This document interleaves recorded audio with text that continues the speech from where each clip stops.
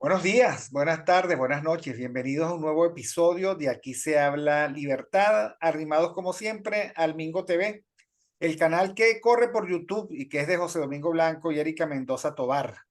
Personajes que ustedes consiguen en las redes como Mingo TV, en el caso de Mingo, y Erika Mendoza, a Erika Mendoza Tobar la consiguen como @Mentof en X y @Erika Mentof en Instagram. Mi recomendación, síganlos. Segunda recomendación, suscríbanse al canal Mingo TV, denle like al programa, toquen la campanita para que ustedes puedan estar pendientes de las emisiones de la parrilla completa de el canal de Mingo TV, que tiene, por supuesto, en su momento estelar en las mañanas con Mingo TV, con Mingo. Y que pasen por patreon.com y allí se suscriban al canal de Víctor Maldonado C. Allí, digamos, por una pequeña colaboración nos dan a nosotros el estímulo y las ganas de seguir trabajando para ustedes. 16 de mayo del 2025, viernes, y estamos con el profesor Daniel Lahoud, que ustedes saben es profesor de pre y posgrado en varias universidades, la Católica, la Central y la Metropolitana. ¿Y con quién vamos a seguir conversando temas económicos, históricos, histórico-económicos y similares, ¿no? Y en este caso habíamos acordado darle una buena repasada a lo que se conoció como el milagro alemán. ¿Cómo es posible que el país que perdió la guerra, ominosamente, que fue el tomado desde el este por los rusos y desde occidente por todos, por el ejército, el resto del ejército aliado, fundamentalmente británicos, norteamericanos, y bueno, el simbólico ejército del general de Gaulle, francés, como, digamos, habiéndose destruido, bombardeado, tomado casa por casa, en muchos casos, yo cuento en mi biblioteca con un libro sobre Konrad Adenauer, donde hay una foto de Konrad Adenauer mirando la ciudad de Colonia, totalmente destruida, la catedral de Colonia, totalmente destruida. Y bueno, tuve la oportunidad, de inmensa suerte, de visitar la Colonia hace algunos años y por supuesto está totalmente reconstruida. Una ciudad bellísima, por cierto, bellísima, bellísima. Bueno, con esto quiero decir que algo pasó porque las cosas no se dan por casualidad. Y eso se conoció como el milagro alemán. Y de eso es que va a conversar el profesor Daniel Laud en los próximos minutos. Bienvenido, profesor Laud. Bueno, buenas tardes, buenos días, buenas tardes, buenas noches, como dices tú, Víctor. Y bueno, y encantado de estar contigo y con los oyentes. Bueno, sí, como dices, nosotros quedamos comprometidos en hablar sobre la reconstrucción alemana, ¿no? Porque la semana pasada hablamos acerca de el final de la Segunda Guerra y cómo fue que se decidió la entrada de los rusos y ocurrió todo el desastre que ocurrió ahí en Berlín, ¿okay? Que por cierto no es para reírse, sino que es una cosa terrible, ¿no? Bueno, pero cuando ellos entran, hay la decisión de dividir Berlín, bueno, de dividir Alemania en cuatro partes, ¿ok? Y le entregan un distrito a los rusos, que es el distrito oriental, ¿ok? Le entregan, los norteamericanos se quedan con uno de los distritos también, Francia maneja el otro distrito e Inglaterra maneja el otro distrito, ¿no? Entonces, y bueno, y eso va a marcar un periodo de 4 años, hasta el año 49, en los cuales Alemania va a seguir dividida en cuatro partes y no les permiten tener todavía gobierno independiente, ¿ok? Hasta que en el año 49 deciden, ¿okay? Los occidentales salirse, bueno, no salirse, ellos se van a quedar en Alemania, pero ellos van a ceder, ¿okay? El territorio para que se establezca un gobierno alemán, ¿okay? Y bueno, y ahí va a ocurrir un incidente que, por supuesto, va a marcar la historia de ahí en adelante, que es que los rusos deciden no entregar su cuarta parte del territorio alemán, ¿okay? Por lo cual ahí van a haber dos Alemanias, ¿no? La Alemania democrática, que de verdad se llamaba República Federal Alemana, ¿okay? Y la Alemania comunista, que se llamaba curiosamente Alemania Democrática, ¿no? Los rusos montaron un gobierno títere, ¿okay? Que de verdad nunca tuvo independencia, ¿okay? Siempre estuvo sujeto a las decisiones del Kremlin, ¿okay? Y bueno, esa parte de Alemania quedó profundamente atrasada económicamente, ¿no? Y hay que contar también una historia que suena muy desagradable, pero es necesario hablar de eso, ¿no? O sea, cuando los rusos entran en el territorio, la parte oriental no es la parte más desarrollada tampoco de Alemania, ¿no? La parte más desarrollada de Alemania es el Ruhr, que es la frontera con Francia. ¿Okay? De hecho, ahí es donde estaban las grandes empresas alemanas. Pero bueno, en la parte oriental existían algunas empresas y los rusos, de una manera bastante vil, ¿okay? Desarmaron esas fábricas y se las llevaron para la Unión Soviética. Incluso dejaron al territorio alemán absolutamente desprovisto de cualquier tipo de capacidad de producción, ¿no? O sea, por lo cual, efectivamente, la República llamada Democrática Alemana se mantuvo muy a la saga de lo que fue la República Federal Alemana, ¿no? Y bueno, cuando están a punto de darle la independencia a los territorios, hay un general norteamericano que se llama George Marshall, ¿okay? Y él hace un discurso en la Universidad de Harvard, ¿okay? Una conferencia, y él en esa conferencia se refiere a que los norteamericanos están a punto de ayudar a la recuperación europea, porque están muy interesados en que esto ocurra y que se está planeando la entrega de recursos monetarios para que los países puedan recuperarse. ¿Okay? Y bueno, los europeos toman la palabra y empiezan a solicitar y a solicitar, ¿okay? Incluso el general Marshall dice que ellos estarían dispuestos a ayudar también a la Unión Soviética para que la Unión Soviética se recupere, pero los rusos no quieren participar del plan Marshall, no quieren en lo más mínimo participar en eso porque no quieren tener conexiones con Occidente, pues, ¿okay? Y bueno, aquí viene uno de los grandes mitos, ¿no? Esos fueron 13.000 millones de dólares, ¿okay? Lo que en Estados Unidos llamarían 13 billones de dólares, ¿okay? Que se otorgaron durante un periodo de 4 años, ¿okay? A las naciones europeas, no solamente alemanas, ¿okay? El beneficiario de la mayor proporción de eso fue el Reino Unido, que se llevó el 26% de esos recursos. El siguiente va a ser Francia, que se lleva el 18% de los recursos. La República Federal Alemana solamente este, tiene el 13% de esos recursos, o sea que son 1.500 millones de dólares aproximadamente lo que le dieron a los alemanes, ¿okay? Y 15 países más, todos de Europa y de la Europa democrática, van a recibir el resto, el 43% restante de esos 13.000 millones. ¿Okay? Se otorgaron en condiciones muy especiales, las tasas de interés eran bajísimas, ¿okay? O sea, y bueno, y la idea era recuperar a las economías, ¿no?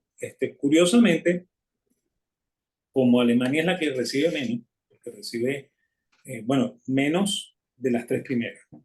Que recibe el 13%, curiosamente es la única que de verdad se recupera, ¿okay? Porque los franceses les costó muchísimo recuperarse, los británicos ni se cuente, ¿okay? Porque en Inglaterra ocurrió una cosa terrible, que fue que cuando se terminó la guerra, el Parlamento cambió de tinte, ¿okay? Y subieron los laboristas al poder, ¿okay?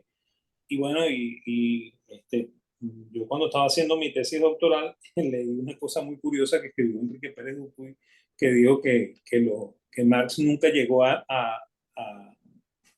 Inglaterra de una manera tan fácil como cuando los laboristas decidieron echar para atrás todo lo que habían avanzado durante el siglo XVIII y el siglo XIX, ¿no? Porque efectivamente el gobierno británico nacionalizó absolutamente todo, nacionalizó los ferrocarriles, nacionalizó la siderúrgica, nacionalizó el ya en declive negocio del carbón, ¿okay?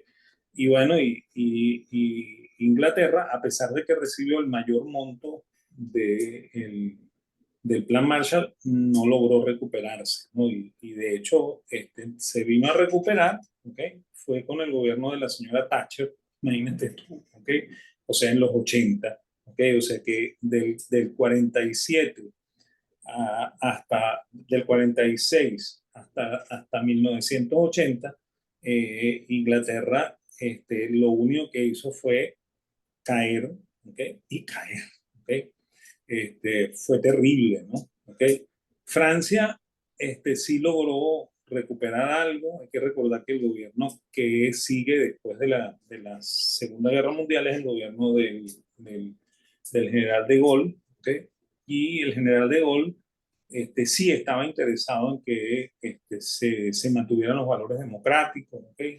Y efectivamente Francia logró aprovechar parte del plan Marshall. Pero lo curioso es que la nación más devastada, como dices tú, que es Alemania, porque Alemania quedó completamente destruida después de la Segunda Guerra Mundial, porque al final Hitler no tenía cómo ganar la guerra y él se lanzó en, en, en un movimiento suicida, ¿okay?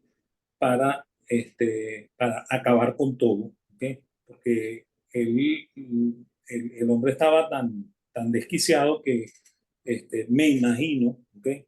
Que lo que pensaba era que quería que Alemania se destruyera, porque después del experimento de él, Alemania no tenía sentido, ¿no? Según lo que probablemente pensaba el Führer, ¿no? Pero bueno, efectivamente es la nación que más creció, la que más aprovechó y la que al final se va a convertir en la líder de Europa para el proceso de unificación y la creación de lo que hoy en día se llama la Unión Europea. ¿Okay? Entonces, bueno, ¿y por qué ocurre esto? ¿No? Ocurre por una cosa muy curiosa, ¿no? El gobierno que se instaura, ¿okay? Después de, de, del repliegue de las fuerzas aliadas, es el gobierno de un señor que tú lo nombraste, Konrad Adenauer, ¿no? Y él va a gobernar Alemania como canciller. Alemania tiene presidente y tiene canciller. Los presidentes no son muy conocidos, ¿okay? Porque funcionan como jefes de Estado, ¿okay? Mientras que el primer ministro es jefe del gobierno. Entonces, funcionan de una forma muy parecida a las monarquías parlamentarias, ¿no? Y el gobierno tiene mucha preponderancia parlamentaria, ¿okay? En Alemania, ¿no? Pero entonces, bueno, Konrad Adenauer va a gobernar Alemania del 49 hasta el 63, ¿okay? O sea, el gobierno es tan exitoso que lo reeligen y lo reeligen, ¿okay? Y bueno, y lo exitoso es que cuando él se instaura, uno de sus ministros se llama Ludwig Erhard, ¿okay? Que es un señor que durante el periodo previo a la Alemania nazi estaba estudiando, ¿okay? Y estudió con Oppenheimer, ¿okay? Que era un, un profesor medio complicado, porque era medio anarquista, ¿no? ¿Ok? Y bueno, él aprendió de Oppenheimer y de los profesores que le dieron clase, ¿ok? Que el mejor sistema era el sistema de las libertades económicas, ¿no? Y es curioso porque Alemania no se caracterizaba por eso. Pues, o sea, Alemania tenía eh, eh, una larga trayectoria de controles económicos. ¿Okay? De hecho, el segundo Reich alemán, que es el gobierno de los Hohenzollern, ¿okay? Va a estar eh, asesorado por la Escuela Histórica Alemana, que es la que propone la realización de seguros sociales, de políticas de conformación de carteles, ¿okay? El establecimiento de sindicatos y el establecimiento de centrales patronales. ¿Okay? Una cosa que, a pesar de que siempre se refiere al Segundo Reich con un gobierno de derecha, parecía más bien un gobierno adeco, ¿no? ¿Okay? Eso es lo que parecía el gobierno del Segundo Reich alemán, ¿no? ¿Okay? A la gente de izquierda no les gusta que uno les diga eso porque ellos creen que ellos fueron los que inventaron todas esas cosas, ¿no? Y quien los inventó en realidad fueron la gente de la derecha eh, imperial alemana. ¿Okay? Esos fueron los que inventaron todas esas políticas de bienestar social, ¿no? Incluso las leyes del trabajo, todas esas cosas, ¿no? Y bueno, el Reich alemán estuvo asesorado por esta escuela que se llama la Escuela Histórica Alemana, que en el año 83, 1883, tuvo un conflicto muy serio con la escuela austríaca, ¿okay? Con Menger, ¿okay? Que se conoce en, en lenguaje alemán, se le conoce como de método strike, ¿okay? El conflicto del método o la pelea por el método, ¿no? Porque resulta que Menger envió un libro que él escribió sobre metodología al profesor Schmoller, que era el jefe de la escuela histórica y además que era el asesor de Bismarck. ¿Okay? Le manda el libro de metodología y el profesor Schmoller se lo devuelve a Menger. ¿Okay? El libro estaba autografiado. ¿Okay? Menger lo hizo con cierta cortesía y el señor Schmoller de una manera despectiva le devolvió el libro diciéndole que hiciera lo que le diera la gana con ese libro porque a él no le interesaba. ¿Okay? Entonces, bueno, eso lo respondió Menger con un artículo terrible en el cual habla de los errores de la escuela histórica. ¿Okay? Y bueno, y después Schmoller responde con otro artículo, y aquello es una pelea que duró cerca de 2 años, ¿okay? Entre ellos dos. Al final no se resuelve nunca.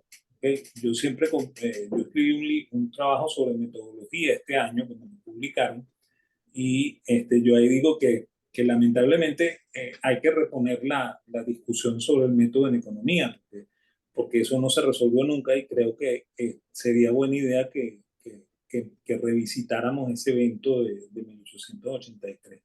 Pero bueno, efectivamente ellos son los que asesoran al Reich y las políticas del Reich se mantienen durante la Alemania de Weimar, que es la Alemania socialdemócrata, ¿okay? Sí.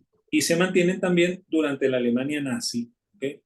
Y bueno, y la hereda esta República Federal Alemana que está intentando este, eh, eh, eh, cambiar toda la estructura política de Alemania, ¿no? Y la referencia es que era una economía absolutamente intervenida, ¿no? Y no, Y absolutamente. O sea, es más, los norteamericanos mantuvieron los controles de precio de Hitler, ¿okay? Mantuvieron los controles de cambio de Hitler.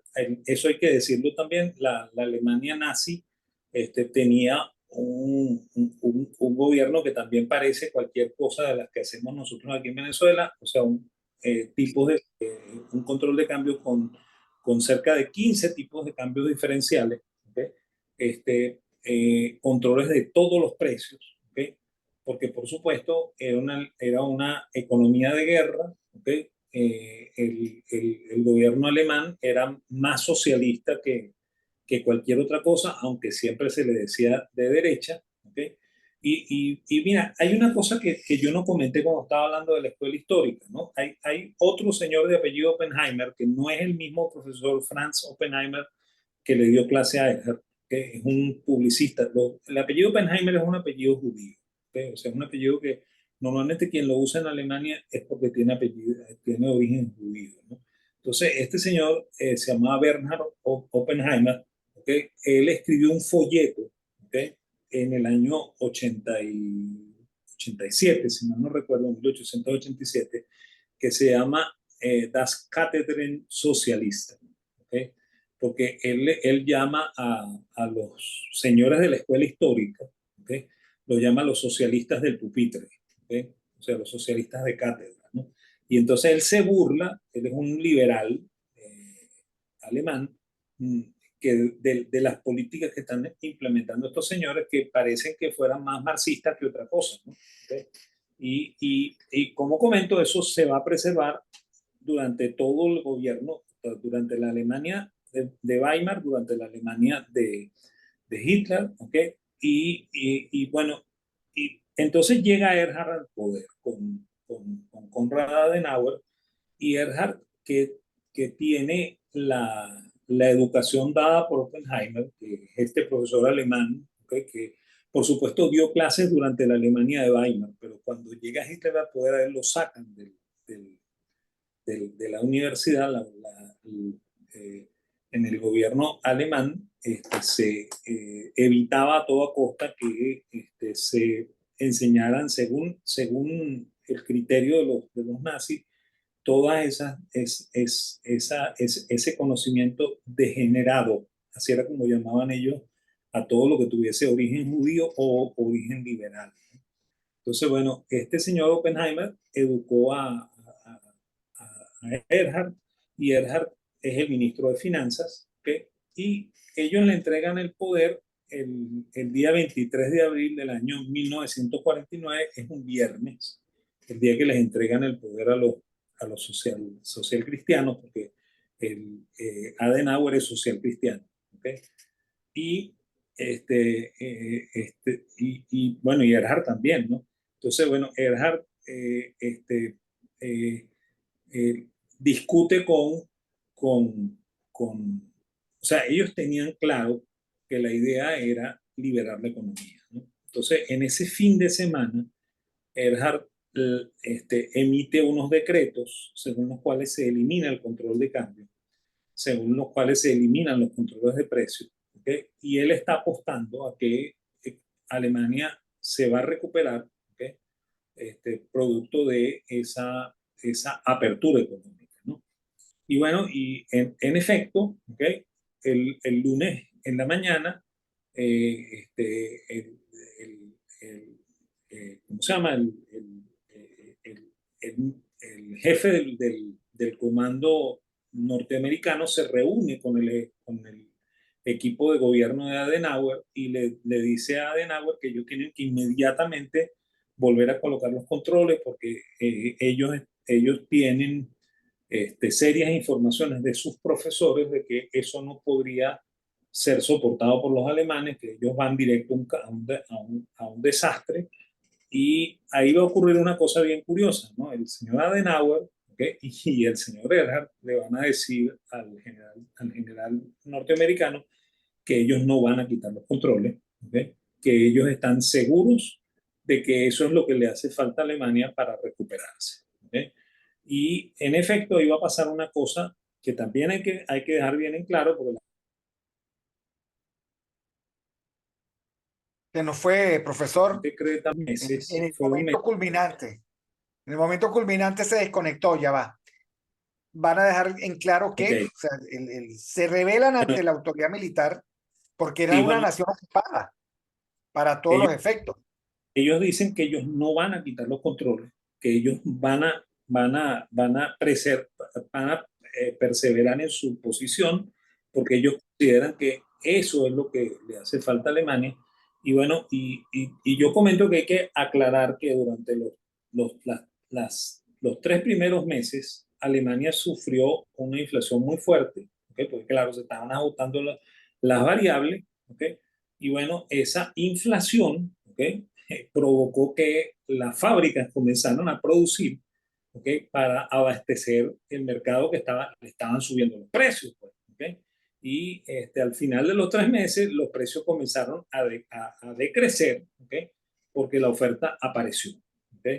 Entonces, bueno, y desde allí comenzó la gran recuperación de Alemania, ¿ok? Que más que producto del apoyo económico que le estaba dando Estados Unidos, que por supuesto le sirvió, ¿no? O sea, 1.500 millones le sirven a cualquiera, ¿no? ¿Okay?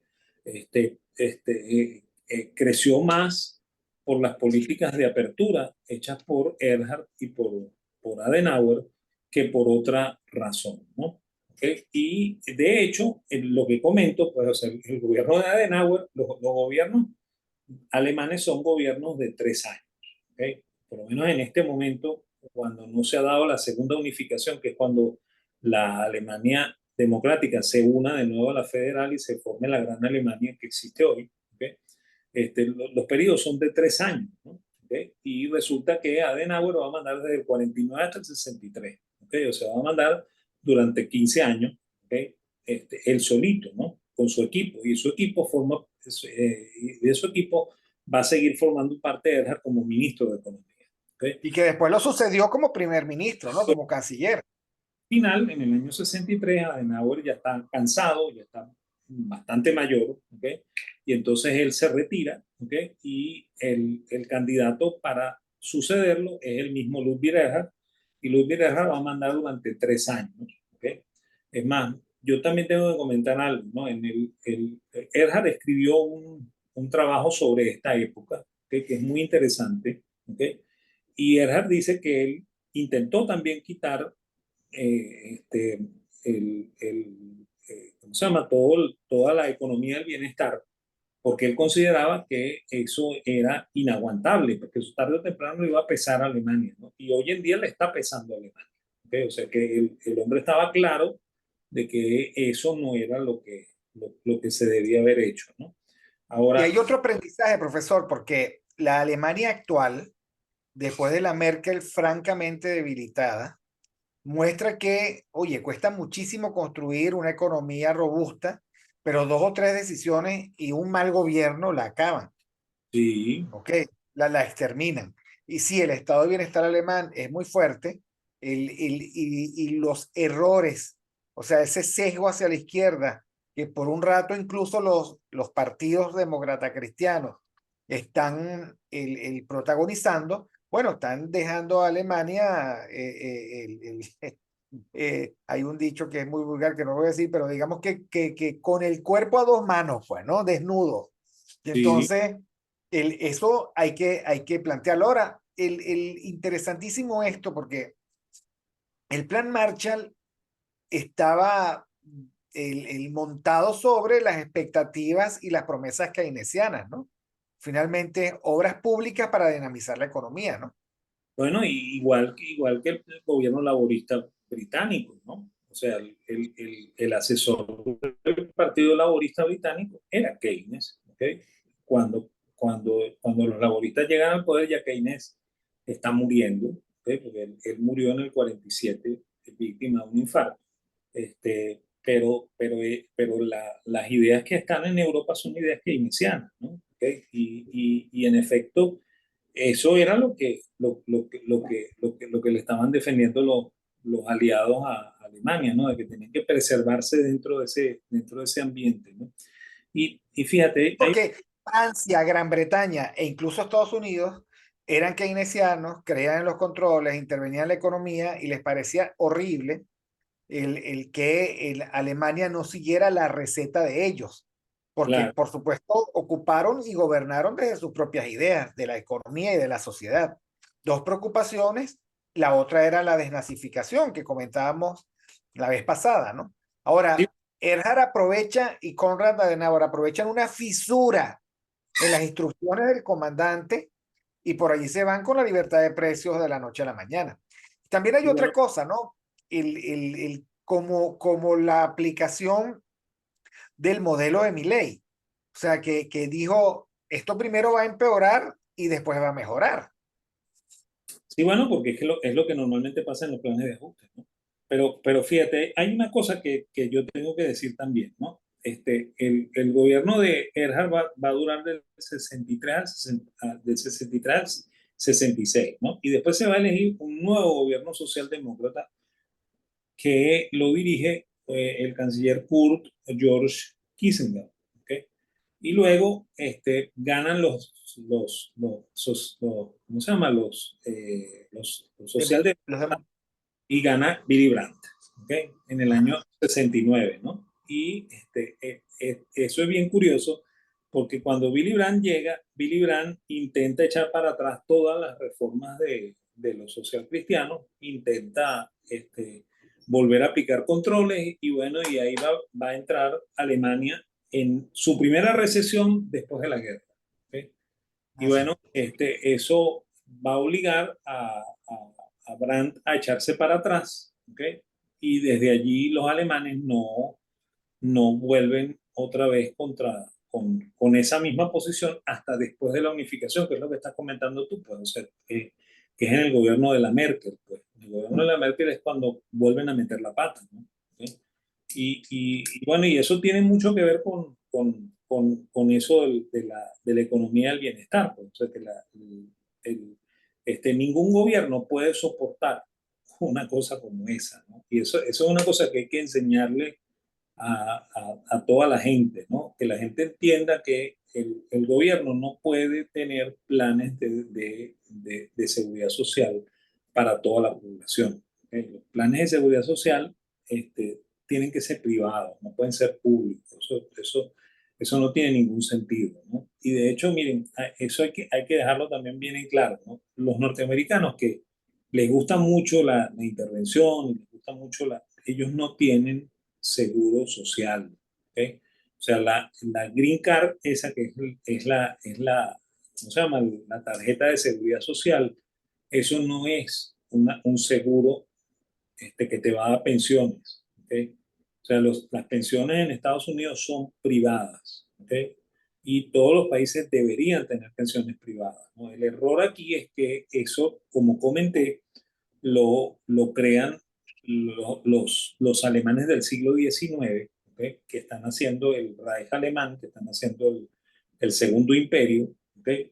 Y ese error se ha preservado en Alemania. ¿Okay?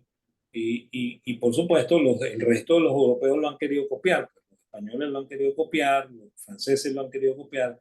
Es más, Macron ha tenido problemas muy serios tratando de eliminar los sistemas de seguridad social estatales, porque él también comprende a cabalidad que eso no puede ser soportado, pues. O sea, para que usted pueda, Bueno, me acabo de enterar, por ejemplo, que el Estado del Vaticano tiene un déficit inmenso en su fondo de pensiones para, digamos, el garantizar el retiro de su curia, etcétera. Y por supuesto, de su personal. Él tiene un huecote. Ahora, uno, digamos, ve con esta óptica de Europa y la pregunta que uno se hace es cuándo va a explotar esa burbuja y cómo va a ocurrir. bueno, esa es una buena pregunta. Yo no me atrevo a hacer previsiones de tiempo, ¿no? Pero sí previsiones de situación. Yo creo que eso tarde o temprano va a tener que ocurrir, pues. O sea, va a colapsar y ahí es cuando van a tener que tomar las previsiones y decir, mira, esto no lo podemos seguir manteniendo, ¿no? Y bueno, y vuelvo a insistir, ¿no? O sea, los sistemas de seguridad que de verdad funcionan son los sistemas proporcionados por Privado. compañías. Ahora, la otra cosa es que Europa se hechizó con, digamos, la gran propuesta globalista y woke, por ejemplo, decidió no energía hidroeléctrica, no energía nuclear, o sea, a mí me parece criminal lo que está haciendo el gobierno de Sánchez de eliminar y derribar las presas, de una cosa ridícula en una península que tiende más a tener menos agua que a tener, ¿no? Disponibilidad. Ahora, eso es pura ideología. Claro que El, es por el que tiene solución, o sea, que no, a la vuelta de la esquina lo que genera es problemas, no solución. Ahorita entonces se consiguen con que su proveedor de gas tiene sus propios intereses, es Rusia y no es un cliente, no es confiable, y si no es Rusia, no tienen gas, porque es ¿no? muy difícil trasladarlo. Y fíjate, por ejemplo, la energía más barata es la energía hidroeléctrica, después de la energía nuclear. ¿Okay? El rollo de la energía hidroeléctrica es la transmisión, ¿no? Y nosotros somos víctimas de eso, pues. O sea, Claro, la energía eléctrica en Venezuela es fundamentalmente hidroeléctrica porque fue pensada para tratando de aprovechar las corrientes de río de Guayana. ¿Okay? Pero el asunto es que tú tienes que tener una red de distribución muy eficiente, ¿okay? Que te permita distribuir esa energía. En Venezuela la hubo, ¿okay? Porque en Venezuela había dos líneas de transmisión, ¿okay? Que es lo inteligente, ¿no? En España hay una sola línea de transmisión y esa es la razón de la caída de electricidad que ellos sufrieron el mes pasado, ¿no? Porque hay una sola línea. ¿Okay? En Venezuela hay dos líneas. Lo que pasa es que en Venezuela no se ha hecho el mantenimiento de ninguna de las dos líneas y las dos líneas están fallando. ¿Okay? Entonces, bueno, el rollo de la energía hidroeléctrica es ese, ¿no? Y la otra, el otro absurdo es que si tú tienes posibilidades de montar energía nuclear, la energía nuclear es lo más barato que hay, ¿okay? Y no es tan contaminante como la gente dice, ¿okay? Tampoco es tan dañina como la gente dice, ¿okay? O sea, la gente tiene miedo porque piensa en bombas nucleares y cosas por el estilo, pero es la energía más limpia, ¿okay? Y además la más barata, ¿okay? Y además te permite, no necesitas redes de distribución muy amplias, ¿okay? Para transmitirla. ¿Okay? Por lo cual el sistema más eficiente de producción y distribución es el nuclear. ¿Okay? Y yo estoy completamente convencido de que Europa ha metido la pata, ¿okay? En toda esta, o sea, dejando que la ideología se meta en este tipo de políticas, ¿no? ¿Okay? Ahora, fíjate, volviendo al tema de Alemania, ¿no? Una de las cosas que a Alemania le costó mucho, ¿okay? Y que también ha sido muy exitosa, ¿okay? Es en el proceso de lo que tú dijiste de la desnazificación. ¿Okay? Yo curiosamente, en esta semana que yo regresé del viaje que hice, estuve terminando unos trabajos que tenía pendientes, ¿okay? Que los había empezado y me fui a ese viaje que comenté y abandoné y ahorita estoy retrabajando en eso, ¿no? Y acabo de terminar un trabajo sobre el último de los profesores de esta escuela histórica, ¿no? Que se llama Werner Sommer. ¿Okay? Y claro. a mí primero me costó bastante porque Werner Sommer tuvo mucha fama en el siglo pasado, ¿okay? Pero hoy en día casi no se consiguen los libros de él, ¿no? Y lo que he conseguido fueron libros en alemán, ¿no? Por lo cual tuve que ponerme a leer el alemán, que yo lo aprendí muy joven, pero no lo domino tan bien como domino otros idiomas, ¿no? Entonces me puse a trabajar en eso y es curioso, ¿no? Pero el Bernard Sombart escribió un libro que se llamaba Los judíos y la vida económica, ¿okay? En alemán, Die Juden und die Wirtschaftsleben. ¿Okay? Y bueno, es sorprendente el antisemitismo de este señor, ¿sabes? Sorprendente, ¿no? Y claro, y hay que tomar en cuenta otra cosa, ¿no? Sombart es también un poco la, la imagen de lo que fue Alemania, ¿no? Porque Sombart nace en el 63 cuando se está a punto de unificar por primera vez Alemania, que Alemania era un grupo de principados que se van a unificar en 1870. ¿Okay?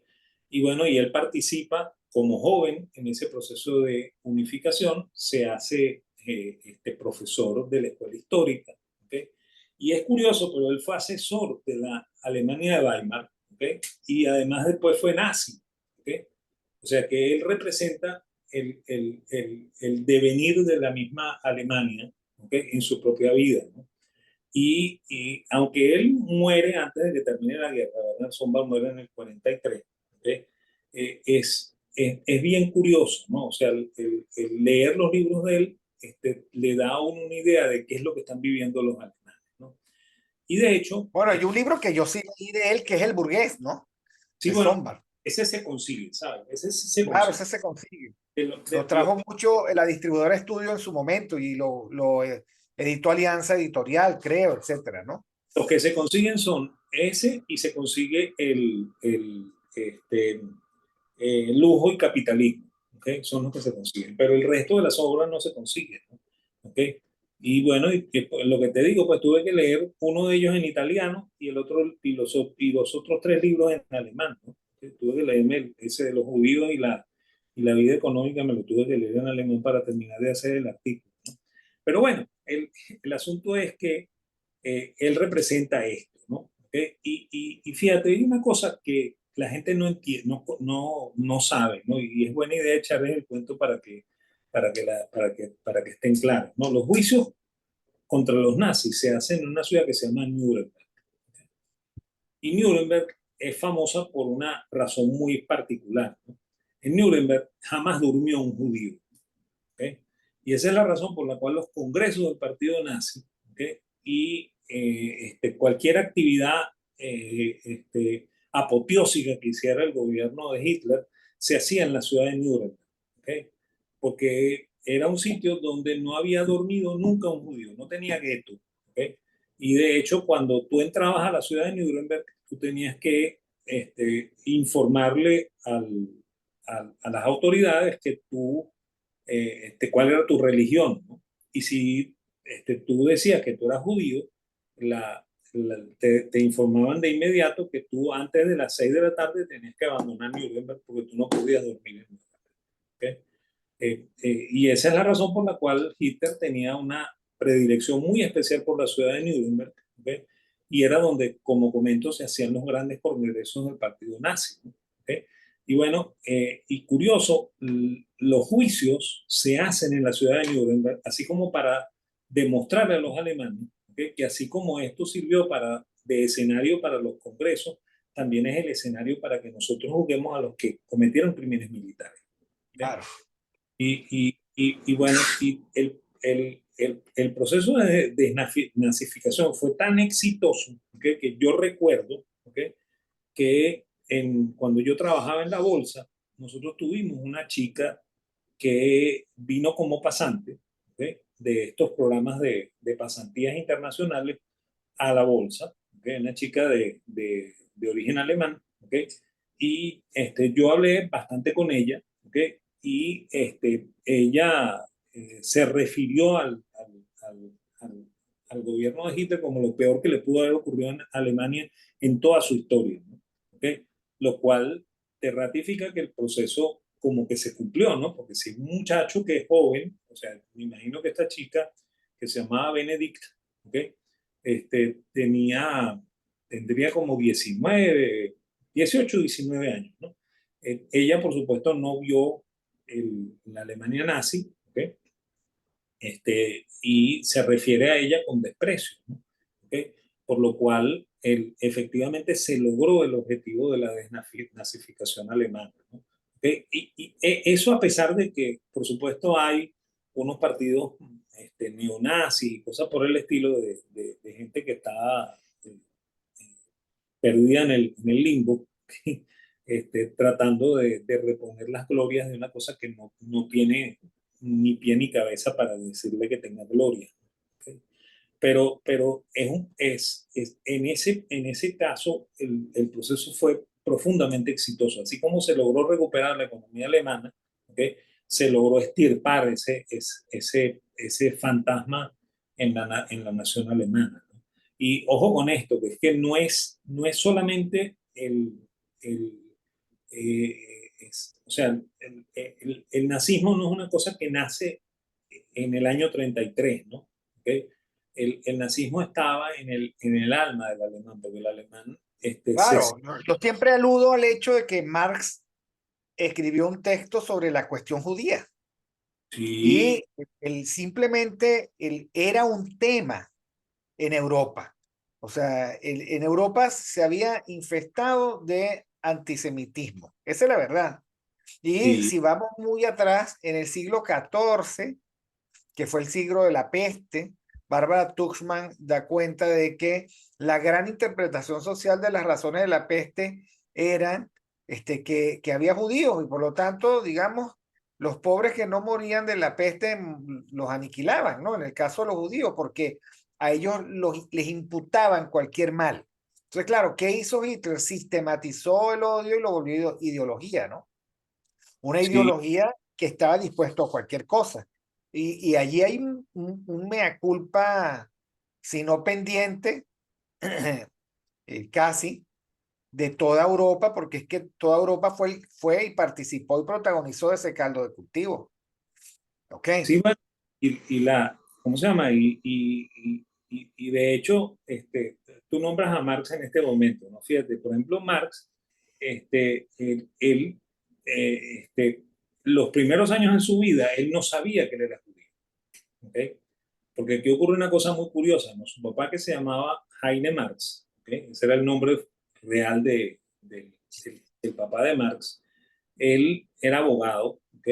Y era abogado de la Alemania prusiana previa a la unificación, ¿ok? Y él también va a vivir el proceso de unificación, pues, o sea, mientras él está trabajando en Prusia, se unifica Alemania, ¿no? Y él se bautiza, ¿ok? Luterano, ¿ok? Y hace que su mujer se bautice luterana y que los hijos mayores se bauticen como luteranos. Marx nace después del bautizo de todos ellos, ¿okay? O sea que Marx no nace con la conciencia de que él es judío. ¿Okay? En la,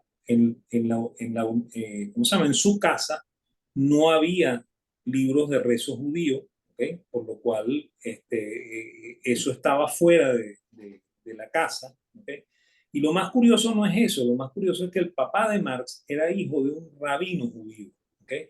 Y la mamá es de apellido Ken, ¿okay? Que lo que significa es Cohen, ¿okay?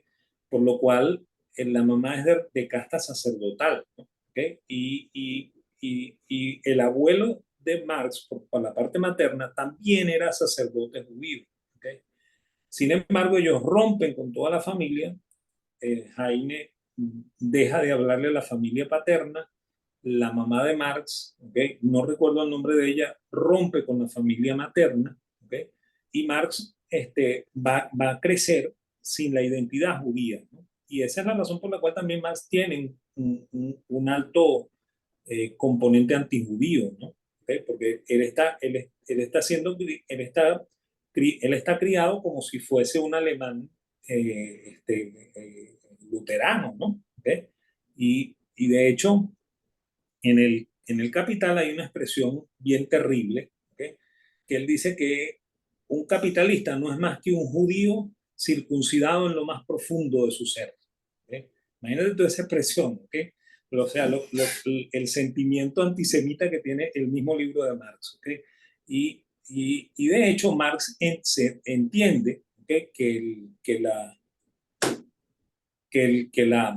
¿Cómo se llama? Que su, eh, eh, este, eh, entiende su posición de judío después de la muerte del padre, ¿no? ¿Okay?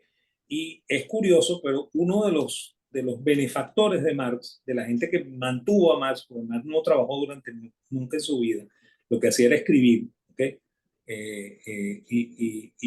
¿Cómo se llama? Y recibir algunas subvenciones, ¿okay? Entre ellas la de la familia Philip Morris, porque la mamá, ¿okay? Era familia de los dueños de la fábrica de cigarrillos de Philip Morris. ¿Okay? Entonces, él se entera de que ellos son judíos después de la muerte del padre. ¿Okay?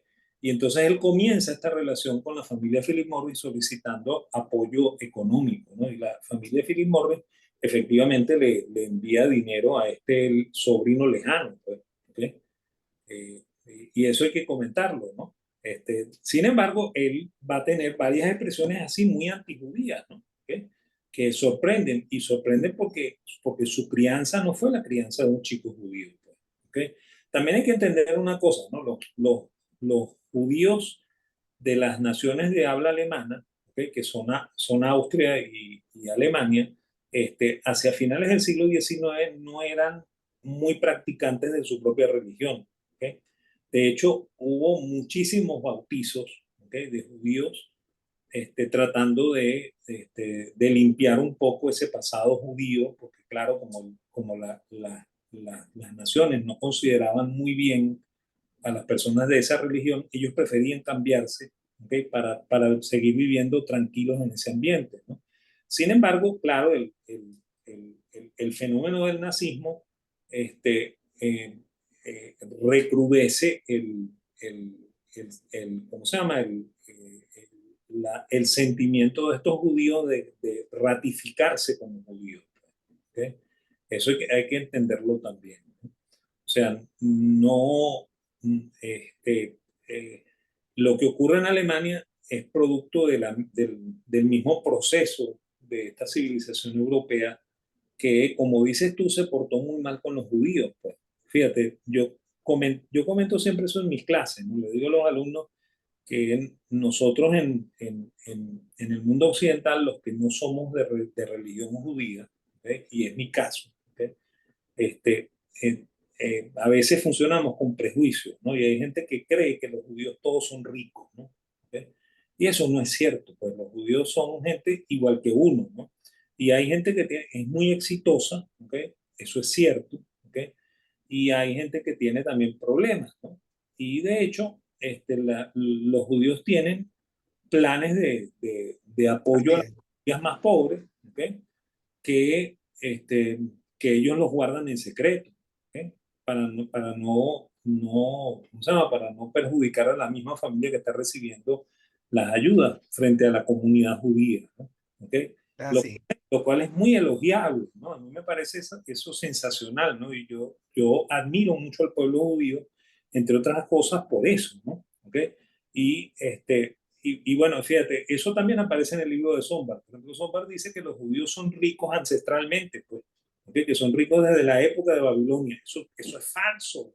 O sea, y cuando las naciones europeas tenían problemas, y estoy hablando del medioevo, ¿okay? Los reyes, ¿okay? Que creían que efectivamente era cierto que los judíos escondían tesoros, ¿okay? Ordenaban los saqueos de los guetos, ¿okay? Y por supuesto ahí ocurrían violaciones masivas y ocurrían daños y asesinatos, ¿okay? En la búsqueda de un oro que no existe, ¿okay? Porque efectivamente eran gente como uno, pues gente que se dedicaba a lo poco que le dejaban hacer, que era el comercio. Así es. Y que lo fueron asfixiando, asfixiando, asfixiando, asfixiando, ¿no? Claro. Lo que sí tenían como ventaja era que se reconocían como comunidad, pero aún así, con eso, no pudieron evitar, digamos, el daño del exterminio y, por supuesto, el odio. Bueno, Por ejemplo, Edith Stein, que es filósofa, santa, mártir, que era judía, conversa al catolicismo, ¿no? Y se mete a monja de clausura, pues le fueron a tocar la puerta al al ¿cómo se convento. llama? Convento que no estaba en Alemania, creo que era en Holanda, donde ella la agarran, ¿no? Y se la llevan igual al campo de concentración a ella y a la hermana. O sea, no te salvabas porque era un tema de sangre. El, el, el, la gran maldad que está detrás del exterminio es que no tenía que ver contigo, sino con tus genes casi, ¿no? Y eso, por supuesto, terminó siendo un inmenso error, ¿no? Un inmenso error y una demostración de hasta dónde puede llegar el hombre, ¿no? El Sí, ser humano. hasta dónde pueden llegar las bajezas del hombre, ¿no? Ah, ¿Okay? Y así. esas cosas hay que aclararlas, por ejemplo, y lo que dices tú, pues la quejilá judía, la comunidad judía, es una de las grandes fortalezas de los judíos, pues, ¿okay? O sea, el hacerse solidario uno con otro, ¿okay? Es una cosa que nosotros deberíamos copiar, ¿okay? O sea, Así. a veces un cristiano es malo con otro cristiano, cosa que no ocurre normalmente en el mundo judío. Sí, no hay sentido de comunidad. Por cierto que el Papa viene con todo con eso, ¿no? Es decir, el que seamos uno, que haya unidad, etcétera. Y yo pienso que esa materia la raspó, pero la raspó ominosamente Francisco, ¿sabes? Que no hay forma de salvarlo. Sí, El tema de la unidad. Y espero que esto, digamos, esta nueva época lo pueda reparar. Bueno, profesor, yo creo que echamos un cuento muy interesante, o narramos una época muy interesante de cómo Alemania se reconstruye, ¿no? Y cómo, digamos, esa vitalidad que aplicó para el mal, luego pudo aplicarla para el bien, ¿no? Para su propio bien y para beneficio de toda Europa, por supuesto, como país. Es un país, digamos, que se ha reivindicado. Creo que ahorita está muy mal gobernado, pésimamente gobernado. Este, creo además que los que lo gobiernan están cometiendo el error de hacer ese cordón sanitario contra partidos más conservadores, a los que llaman ellos extremistas, pero también llaman a Vox, por ejemplo, también llaman a Meloni, y creo que al final eso es contradictorio, contraproducente, no resulta. Creo que hay otras formas de construir compromisos democráticos, etcétera. Pero bueno, eso será otro momento. Bueno, muchas gracias, profesor Laud. Recuerden todos, suscríbanse al canal. 4 tareas: suscribirse al canal, darle like al programa, tocar la campanita para poner el recordatorio y pasar por patreon.com en la cuenta de Víctor Maldonado C y dejar ahí su contribución. 4 tareas, 3 de las cuales son gratis y la otra también es gratis, pero si ustedes quieren dejar algo, bienvenido sea. Bueno, muchísimas gracias a todos y será en una nueva oportunidad. Gracias, profesor Laud, que lo pueden seguir en X como @Daniel Laud con H intercalada. Y pendiente con esos estudios y con esos artículos que están por publicarse. Saludos a todos.